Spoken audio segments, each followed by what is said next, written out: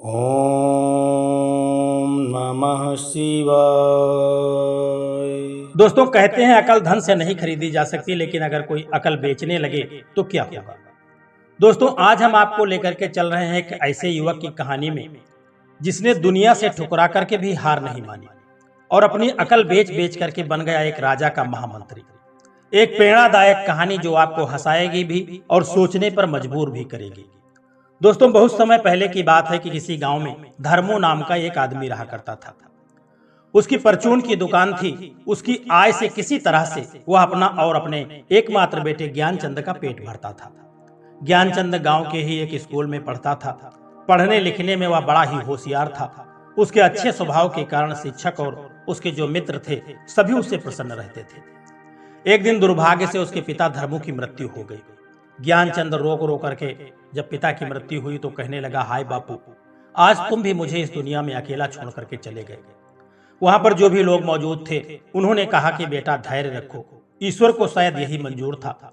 अब तुम्हें ही अपने पिता का जो अधूरा काम है उसे पूरा करना है।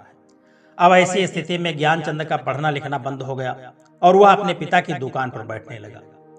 दोस्तों, सुबह से शाम हो गई लेकिन एक भी ग्राहक उसकी दुकान पर नहीं आया। ज्ञानचंद अपने मन में विचार करने लगा कि यदि यही हाल रहा तो कुछ ही दिनों में भूखों मरने की नौबत आ जाएगी। और जब ज्ञानचंद को वास्तव में यह लगा कि उसकी दुकान से गुजर बसर करना मुश्किल है तो उसने वह दुकान एक सेठ के हाथों बेच दिया और उन पैसों को लेकर के परदेश निकल पड़ा। कई दिनों की यात्रा करने के बाद वह एक अनजान शहर में जाकर के पहुंच गया। ज्ञानचंद ने सोचा कि सबसे पहले मुझे यहाँ के बाजारों का निरीक्षण करना चाहिए, उसके बाद ही कोई यहाँ पर धंधा शुरू करना चाहिए। ज्ञानचंद ने वहां के कई बाजारों का निरीक्षण किया। इसके बाद उसने निष्कर्ष निकाला कि यहाँ तो बड़ी महंगाई है। मेरे पास जितने रुपए हैं उससे तो कोई भी धंधा यहाँ शुरू नहीं किया जा सकता। काफी सोच विचार करने के बाद उसने एक बाजार में एक दुकान किराए पर लिया और उस पर एक बड़ा अजीब सा बोर्ड लगा दिया। उस बोर्ड पर उसने लिखवाया था कि यहाँ अकल मिलती है। ज्ञानचंद ने अब अकल की दुकान खोल करके अकल बेचना शुरू कर दिया था। लेकिन कई दिन बीत गए, उसकी दुकान पर अकल लेने के लिए कोई नहीं आया। तभी क्या होता है कि उसकी नजर फेरी वालों पर पड़ जाती है। फेरी वालों द्वारा अपना सामान बेचने के लिए अपनाया गया ढंग ज्ञानचंद को बड़ा पसंद आया। इसीलिए वह भी चिल्ला चिल्ला करके फेरी वालों की तरह ही अकल बेचने लगा। अतः दूसरे दिन से कुछ लोग उसकी दुकान पर आकर के आगे खड़े हो गए और उसकी हंसी उड़ाने लगे। भला अकल भी कहीं बिकती है? कितना मूर्ख है यह लड़का, आखिर अकल खरीदेगा कौन? अरे भाई, मान भी लो कि किसी को अकल की जरूरत भी पड़ जाती है तो वह भला इस आदमी से कोई अकल खरीदेगा? अकल की तो भी अभी इसे खुद ही जरूरत है। उन लोगों की बातें सुनकर के ज्ञानचंद कहने लगा कि भाई, बेशक इस समय हंस लो, लेकिन एक दिन मैं तुमसे अपनी अकल का लोहा मनवा करके ही रहूंगा।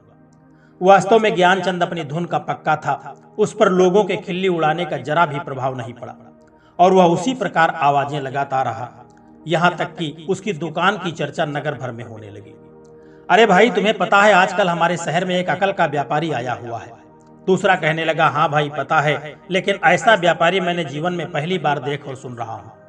भाई, यदि मुझे कभी अकल की जरूरत पड़ी तो मैं उसके पास जरूर जाऊंगा। इन कुछ दिनों में एक आध व्यक्ति ही हंसी करने के विचार से आए और आने दो आने की अकल लेकर के वहां से चले गए, परंतु ज्ञानचंद कभी निराश नहीं हुआ। दोस्तों, कहते हैं कि जो हार नहीं मानता है, सफलता एक न एक दिन उसके कदम चूमती है।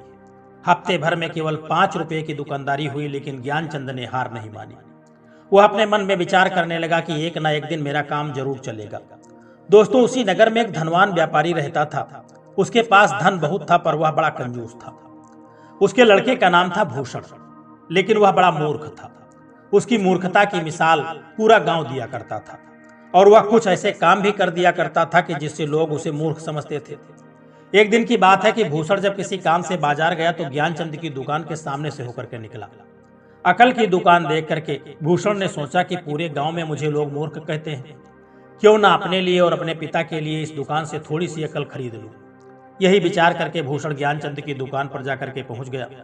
कहा कि क्यों भाई, अकल कितने रुपए मन दे रहे हो? ज्ञानचंद ने कहा कि श्रीमान जी, मैं अकल तौल करके नहीं बेचता। हाँ, जितने की कहो उतने की दे दूंगा। भूषण सोचने लगा कितने की खरीद लूं, कुछ समझ में नहीं आ रहा था। कहीं ऐसा न हो कि महंगी खरीदने पर बापू की डांट खानी पड़े। क्यों ना पहले 2 आने की अकल खरीद ली जाए। यदि बापू ने सस्ती कही तो और लेकर जाऊंगा, कौन सी अकल की कमी हुई जा रही है। भूषण ने 2 आने निकाल करके तुरंत ज्ञानचंद को दिया और कहा, लो भाई, फिलहाल मुझे 2 आने की अकल ही दे दो, जरूरत पड़े तो फिर ले जाऊंगा। ज्ञानचंद ने कहा, ठीक है, जैसा तुम उचित समझो। ज्ञानचंद ने 2 आने अपने गले में उठा करके डाला और भूषण की ओर एक कागज बढ़ा दिया। भूषण ने वह कागज लेकर के अपने घर की तरफ चल दिया। सोचने लगा कि जब मैं बापू को बताऊंगा कि मैंने 2 आने में अकल खरीद करके कितनी अकलमंदी का काम किया है तो वे बड़े प्रसन्न होंगे। यही विचार करते करते वह घर पहुंच गया। बापू, यह देखो, मैंने 2 आने में कितनी सारी अकल खरीद करके लाया हूं। ऐसा करो, इसमें से आधी तुम चबा डालो और आधी मैं चबा लेता हूं। बेटे की बात सुनकर के सेठ कहने लगा, क्या कहा? 2 आने की अकल जरा इधर तो दिखा, उस कागज में क्या लिखा हुआ है? अब 2 आदमी जब आपस में लड़ रहे हों तो उसे खड़े होकर के देखना बुद्धिमानी नहीं है, यही उस कागज में लिखा हुआ था। सेठ ने भूषण से कहा कि अरे मूर्ख निकम्मे, तूने 2 आना यूं ही कुएं में फेंक दिया। भला यह कौन नहीं जानता कि जहां 2 आदमी लड़ाई कर रहे हो वहां खड़े होकर के उनका झगड़ा देखना ठीक नहीं होता। अपने मूर्ख बेटे को मारने पीटने व डांटने फटकारने के बाद सेठ दौड़ता हुआ ज्ञानचंद की दुकान पर जाकर के पहुंच गया। ज्ञानचंद से कहने लगा, अरे बेईमान, तूने मेरे लड़के को मूर्ख समझ करके ठग लिया है, मेरे पैसे वापस करना, वरना मैं राजा के सिपाहियों को खबर करता हूं। सेठ की बात सुन करके ज्ञानचंद कहने लगा, आप बेकार ही नाराज हो रहे हो श्रीमान जी। आपका लड़का अपनी इच्छा से अकल खरीद करके ले गया था, फिर भी यदि आप चाहें तो मेरी चीज मुझे वापस कर दें और अपने पैसे वापस ले जा सकते हैं। सेठ ने कहा, ले अपनी चीज अपने पास रख। ज्ञानचंद ने कहा, ऐसे नहीं श्रीमान जी, आपको लिख करके देना होगा कि आज से आपका लड़का मेरी दी हुई शिक्षा को नहीं मानेगा और जहां 2 आदमी आपस में लड़ाई करते होंगे वहां खड़ा रह करके उनकी लड़ाई को देखेगा। सेठ ने कहा, नहीं, मैं ऐसा लिख करके नहीं दे सकता। अब तक वहां एकत्रित जो भी लोग हुए थे वे सभी लोग ज्ञानचंद का पक्ष लेने लगे और कहने लगे, सेठ जी, यह लड़का तो बिल्कुल ठीक ही कह रहा है, इसकी बात मानिए और अपने पैसे वापस ले जाइए। सेठ ने कहा, ठीक है, यदि यह सही कहते हैं तो मैं लिख के देता हूँ। ला रे लड़के, एक कागज और कलम मुझको दे। ज्ञानचंद ने तुरंत ही एक सादा कागज और एक कलम सेठ की ओर बढ़ा दिया। सेठ ने ज्ञानचंद का कहा उस पर लिखा और पैसे लेकर के अपने घर चला गया। दोस्तों, उस देश के राजा की 2 रानियां थी। एक दिन दोनों रानियों की दासी आम खरीदने के लिए बाजार में गई। बाजार में एक ठेले वाला बड़े ही सुंदर आम लगाए हुए था। दासी सोचने लगे कि रानी यह सुंदर आम खा करके बड़ी प्रसन्न होगी, मुझे पहले ही उसे खरीदना चाहिए। उसने कहा, ये आम वाले, आम कितने का दिया? ठेले वाले ने उत्तर दिया, 4 आने का बहन जी। दासी कहने लगी, लाओ इसे मुझे दे दो। परंतु इससे पहले कि दुकानदार पैसे लेकर के आम दासी को दे पाता, तभी दूसरी दासी की भी नजर उसी आम पर पड़ गई। उसने कहा, ठहरो आम वाले, यह 5 आने पकड़ो और यह आम मुझे दे दो। और इससे पहले कि दुकानदार कुछ बोल पाता, पहली दासी ने 5 आने उसके हाथ में दे दिया। नहीं, यह आम पहले तू मुझको देगा, क्योंकि मुझसे पैसे तूने पहले लिए हैं, इसलिए यह आम मुझे मिलना चाहिए। इसी तरह से उन दोनों में विवाद होने लगा। कहीं बात मारपीट तक न पहुंच जाए, यही विचार करके वह जो ठेले वाला था तुरंत वहां से खिसक लेता है। यही सोच करके ठेले वाला वहां से चुपचाप निकल गया। तभी उधर से उसी सेठ का जो मूर्ख लड़का था, भूषण जिसका नाम था, वह निकल रहा था। उसने मन में विचार किया कि दोनों औरतें आपस में क्यों लड़ रही हैं, जानना चाहिए। एक तो भूषण था ही मूर्ख, दूसरे उसे अपने पिता द्वारा ज्ञानचंद को दिए गए वचन का भी पालन करना था। लेकिन वह उनके पास ही खड़ा होकर के उनका झगड़ा सुनने लगा। तभी अचानक उन दोनों की नजर भूषण पर पड़ गई। दोनों दासियों ने चिल्ला करके कहा कि सुनिए भाई साहब जी, आप मेरे गवाह हैं। बीच बाजार में इसने जो मेरी दुर्गति की है उसकी गवाही आपको देनी होगी। भाई साहब जी, आप मेरे भी गवाह हैं। ईश्वर के नाम पर रानी जी के सामने आपको सब बातें सच कहनी होंगी।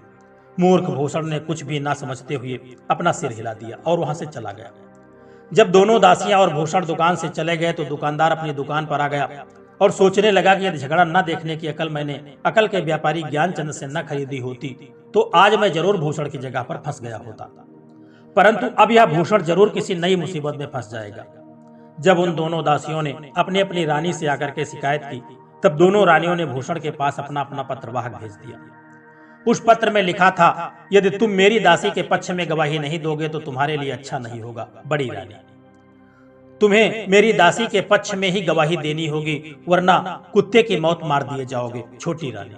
भूषण संकट में पड़ चुका था। उन दोनों पत्रों को पढ़ करके पिता पुत्र ने सलाह की और उन्होंने ज्ञानचंद से ही सलाह लेना ठीक समझा।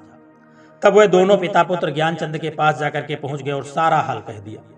सारा हाल सुन करके ज्ञानचंद कहने लगा, मैं सलाह तो दूंगा किंतु 20 रुपये लूंगा। उसने बात सुन करके कहने लगे कि मुझे मंजूर है, या लो 20 रुपये। सेठ से रुपये लेकर के ज्ञानचंद ने कहा, सुनो भाई, तुम राजा के सामने पागल बन जाना और जब तुमसे कुछ पूछा जाए तो पागल होने का नाटक करना। उसने कहा, बहुत अच्छा भाई। उसके बाद पिता पुत्र खुशी खुशी घर लौट गए।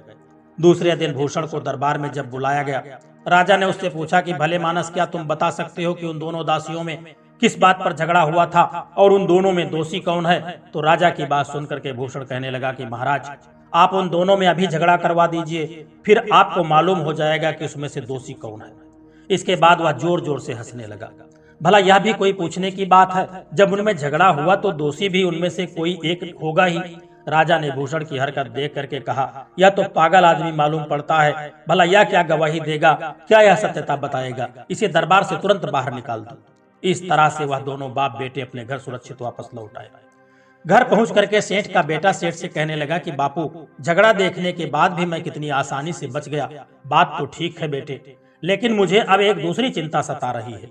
यदि किसी दिन राजा को यह पता चल गया कि तुम वास्तव में पागल नहीं हो, बल्कि तुमने जानबूझ करके पागल बनने का नाटक किया है, तो फिर क्या अंजाम होगा? भूषण ने कहा, यह अकल की बात तो मैंने सोची ही नहीं थी। क्यों न हम इसी संबंध में उस अकल के व्यापारी से सलाह ले लें। सेठ जी ने कहा कि ठीक है, चलो उसी के पास चलते हैं। वे दोनों ज्ञानचंद के पास पहुंचे और सारी कहानी बता दी। उन दोनों की बात सुन करके ज्ञानचंद ने कहा, ठीक है, मैं इस मुसीबत से भी तुम्हें छुटकारा पाने का उपाय बता सकता हूँ, लेकिन इसके लिए 200 रुपये लगेंगे। सेठ कहने लगा, 200 रुपये? अरे भाई, इसमें से कुछ तो कम कर दो। परंतु ज्ञानचंद उनकी काफी मिन्नतों करने के बाद भी 1 पैसा कम करने के लिए तैयार नहीं हुआ। आखिर मरता क्या न करता, लाचार होकर के उसने 200 रुपये की थैली ज्ञानचंद के आगे बढ़ा दी। लो या भाई, संभालो 200 रुपये और झटपट इस मुसीबत से छुटकारा पाने की अकल दे दो। ज्ञानचंद ने कहा कि जरूर जरूर, सुनो, किसी दिन राजा के पास जाकर के तुम सबको सच सच बता देना, तुम सारी मुसीबत से छुटकारा पा जाओगे। ज्ञानचंद की बात सुन करके सेठ ने कहा, ठीक है भाई, जैसा तुमने कहा वैसा ही करेंगे। सेठ ने कहा, चलो बेटा, तुम्हारी मूर्खता का मुझे खूब दंड भोगना पड़ा। उसके बाद दोनों बाप बेटे वापस घर लौट गए और एक दिन मौका देख करके भूषण राजा के पास पहुंचा और उसे सारी बात सच सच कह सुनाई। उसकी बात सुनकर के राजा ने कहा कि हम तुम्हारी बुद्धिमानी से बहुत प्रसन्न हुए। निसंदेह यदि तुम उस दिन पागलपन का ढोंग न रचते तो एक न एक रानी के कोप का भाजन तुम्हें जरूर बनना होता। जाओ, हमने तुम्हें क्षमा किया। राजा को प्रसन्न जान करके भूषण ने ज्ञानचंद के बारे में सब कुछ सच सच बता दिया। राजा ने कहा कि यदि तुम्हारा कहा सच है तो निसंदेह वह लड़का बड़ा बुद्धिमान है, हम भी उसे अक्ल खरीदेंगे। अब तुम जा सकते हो। जो आज्ञा महाराज। अगले दिन ही राजा ने ज्ञानचंद को अपने दरबार में बुलवा भेजा। राजा ने ज्ञानचंद से कहा कि सुनो अकल के व्यापारी, क्या तुम मेरे साथ भी अकल बेचोगे? राजा की बात सुनकर के ज्ञानचंद कहने लगा, मुझे कोई इनकार नहीं अन्नदाता, लेकिन 2 लाख रुपए मूल्य लूंगा। राजा ने तुरंत खजांची से कहकर ज्ञानचंद को 2 लाख रुपए दिलवा दिए। रुपयों से भरी थैलियों को लेने के बाद ज्ञानचंद ने एक कागज पर कुछ लिखा और वह कागज राजा की तरफ बढ़ा दिया। उस कागज में लिखा था कि बिना सोचे समझे और अच्छी तरह विचार किए बिना कोई काम न करो। राजा ने जब उस पत्र को पढ़ा तो कहने लगा, बहुत खूब, हम तुम्हारी दी हुई अकल से बहुत प्रसन्न है ज्ञानचंद। जरूरत पड़ेगी तो हम तुमसे और अकल खरीदेंगे। अब तुम जा सकते हो। ज्ञानचंद ने कहा, बहुत बहुत धन्यवाद महाराज। और राजा ने ज्ञानचंद की उस इच्छा को अपने पलंग के ऊपर चिपका दिया। वाह वाह, अक्ल की बात कही है उसने।